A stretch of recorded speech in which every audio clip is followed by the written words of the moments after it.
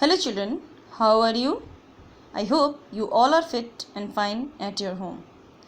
So let's start our today's topic of chemistry, chapter 2, Is Matter Around Us Pure? Okay, for class 9. So in the previous video, we already have studied about the different types of mixture on the basis of their appearance. The different type of mixture on the basis of their appearance are homogeneous and heterogeneous mixture. And on the basis of particle size, mixture are again classified into three categories. On the basis of particle size, mixture are again classified into three categories, and that are solution, true solution, suspension and colloidal solution. Okay, three categories that are true solution, which are also called solutions, colloidal solution and suspension. So in the previous video we have already studied about solution, that is the true solution. So what is true solution? A true solution or solution is that type of mixture which is homogeneous in appearance. Okay, homogeneous in appearance, and that particles are very small, that we cannot see it with our naked eyes. For example, sugar solution, salt solution, copper sulfate solution, these all are true solution or solution also we can say. But in this video we are going to study about the properties of solution. Okay, so what are the properties of solution? What are the different properties of solution? Let's find out. The first one is a solution is a homogeneous mixture. As I told you children, homogeneous mixture. What do you mean by homogeneous? Homogeneous means it is uniform throughout. Okay, we cannot separate the boundaries between the particles. It is uniform throughout. When two or more than two objects or things mix together in such a way that they cannot be separated by the naked eyes, okay, that is called homogeneous mixture. It is uniform throughout. So a true solution is always homogeneous mixture. Once the particle get mixed, they cannot be separated out with our naked eyes. We cannot see their separate boundaries. The size of the solid particle in a solution is extremely small. It is less than 1 nanometer in diameter. So the particles in the true solutions are very small, that is less than 1 nanometer in diameter, and 1 nanometer is equal to 10 to the power minus 9 meter. So such a small particle a true solution has. Now the third point is the particle of a solution cannot be seen even with a microscope. Even with a microscope you cannot see the particle of true solution because the particles are really very small. Fourth property, a particle of solution pass through the filter paper, so a solution cannot be separated by filtration.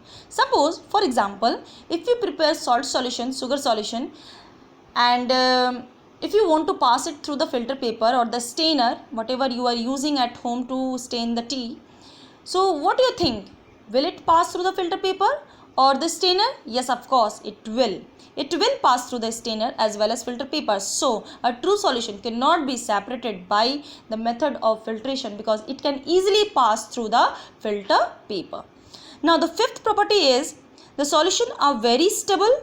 The particles of solid present in the solution do not separate out on keeping.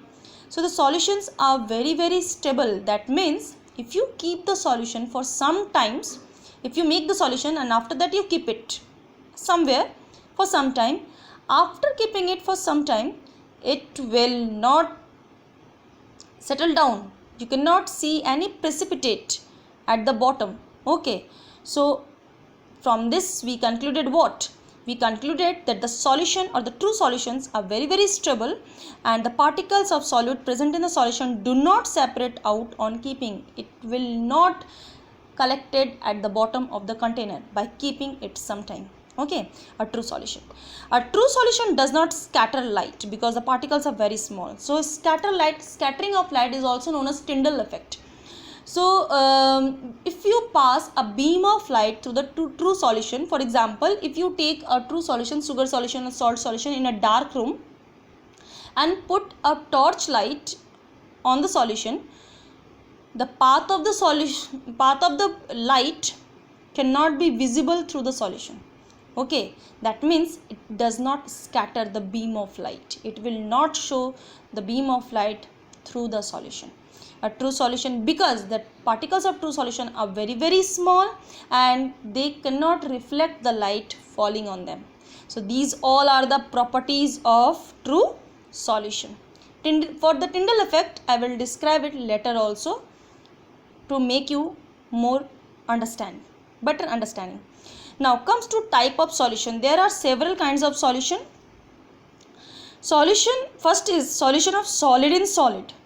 So if you think that solutions are always solid in a liquid, then you are wrong, children, because solutions can be made up of solid in solid, solid in liquid, solid in gas in gas, gas in liquid, like that. Okay, so solutions are different kind, but one thing that you remember, that solutions are always homogeneous. Homogeneous means it is uniform throughout. Okay, solutions are always homogeneous, it is uniform throughout.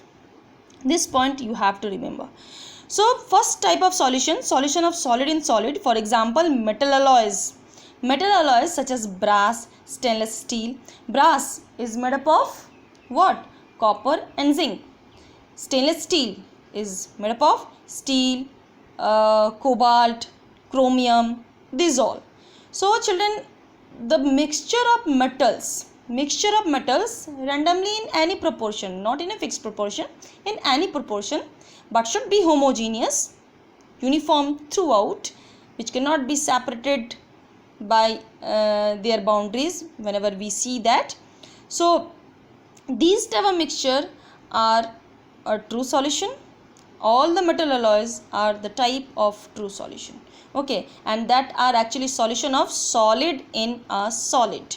Both solute and solvent, both these are solid in state. Now second type of solution is solid in liquid. For example, this is the most common solution which we are preparing at our home and which we are studying from our junior classes. So these are the most common solution, that is sugar solution, salt solution, or copper sulfate solution. These all are the solid in liquid solution. Okay, and that is also homogeneous in nature. Third one, solution of liquid in a liquid. For example, vinegar. So vinegar is actually what? Acetic acid in water.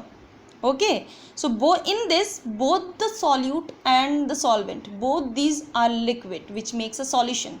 So this is also homogeneous in nature. If you see the vinegar we are using to make mutton or chicken, or in making chow mein also we are using vinegar. So if you see the vinegar, you cannot separate which one is water and which one is acetic acid, because they are uniform throughout. Okay, so it is homogeneous and it is a solution, true solution, liquid in liquid type solution. Now the next type of solution is gas in a liquid, that is soda water. All of you are liking to drinking cold drinks like Coca-Cola or Pepsi. You are drinking whenever you are going out. So actually these soda water are what?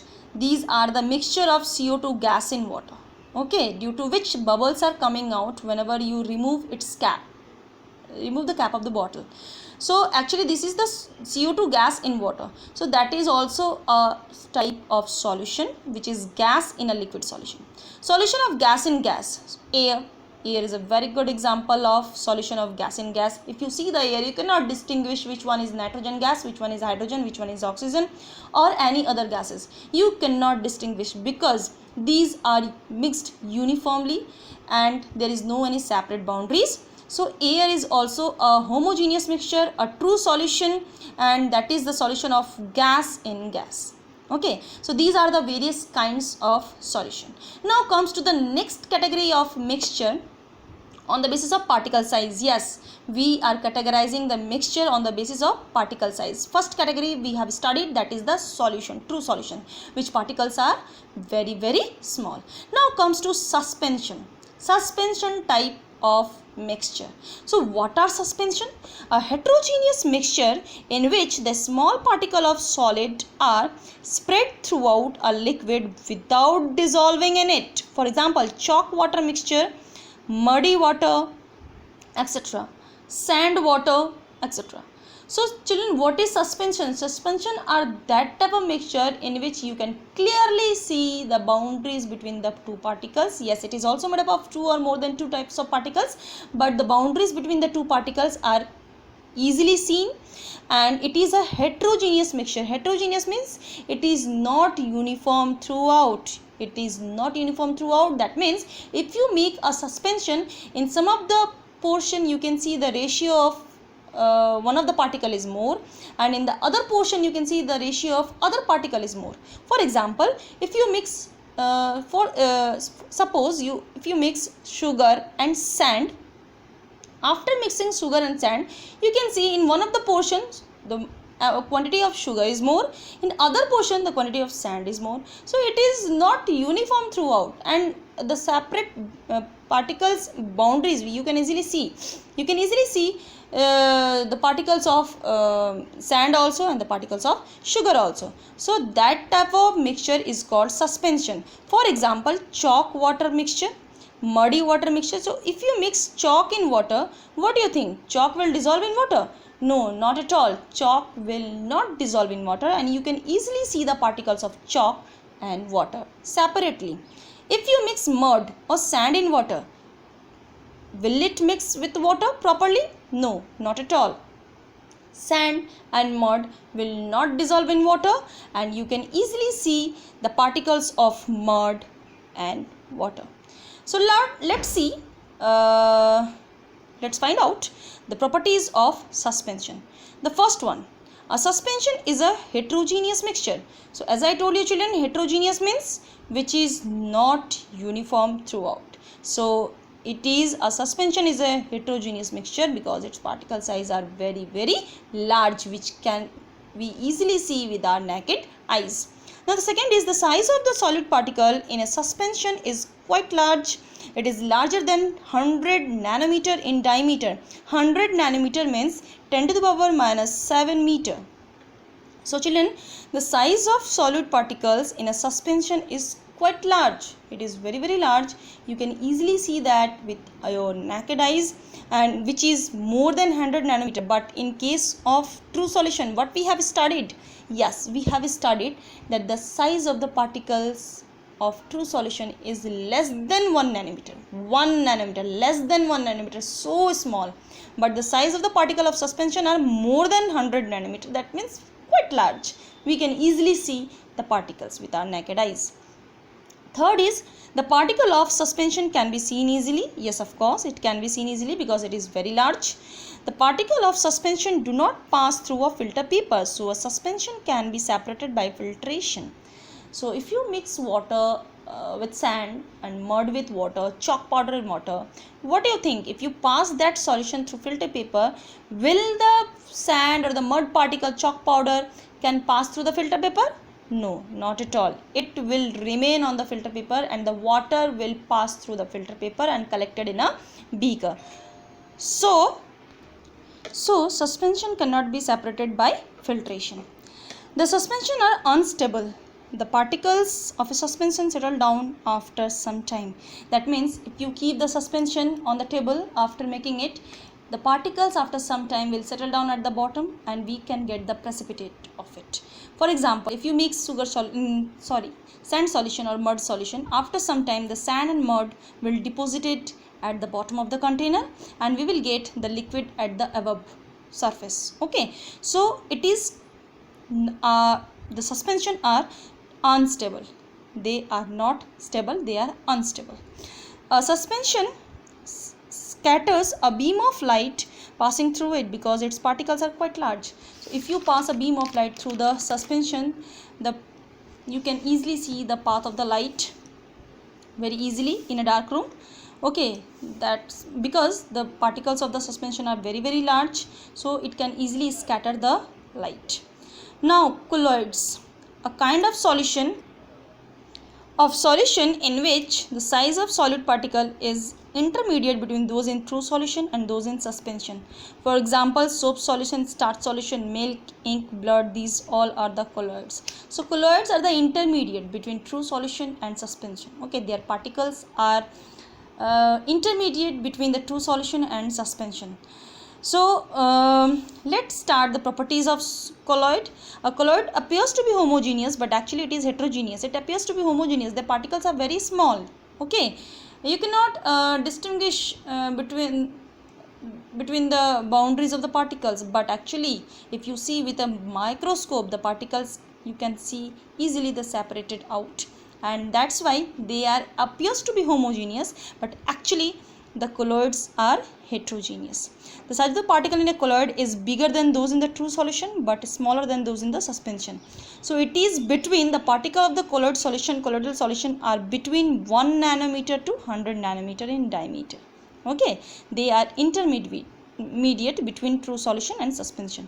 The particle of most of the colloids can't be seen even with a microscope.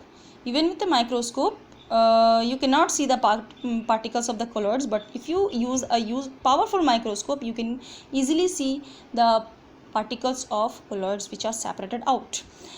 The particles of colloids can pass through filter paper, so colloid cannot be separated by filtration. If you pass the ink or the blood or milk through filter paper, it will easily pass through a filter paper without leaving any residue. So the particles of the colloids cannot be separated by filtration. The colloids are quite stable. The particle of a colloids do not separate out on keeping. So if you keep the colloidal solution after making for some time somewhere, the particles will not settle down at the bottom and you will not get any residue or precipitate. So this proves that particles of colloids are quite stable like true solution. Okay, a colloid will scatter a beam of light passing through it.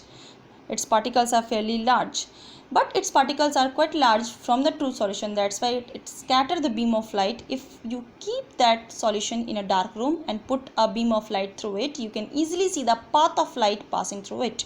So now comes to the Tyndall effect. What is Tyndall effect? The scattering of light by the particles of colloidal and suspension is called Tyndall effect. If you passing a beam of light through the solution and if you see the path of the light clearly from that solution, that is called Tyndall effect.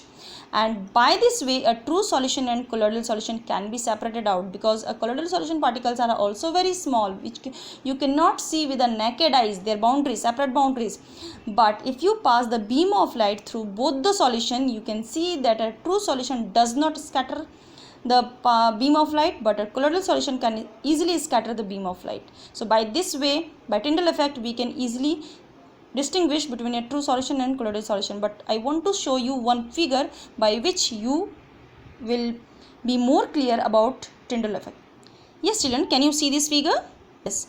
Suppose this is a true solution. This is the true solution, and this one is colloidal solution.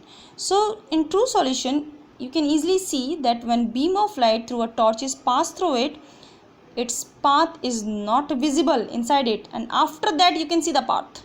Okay, beam of light not visible inside the true solution. Inside the solution you cannot see the path of light, but here in the colloidal solution, if you pass a beam of light through it, you can easily see inside the solution the light rays.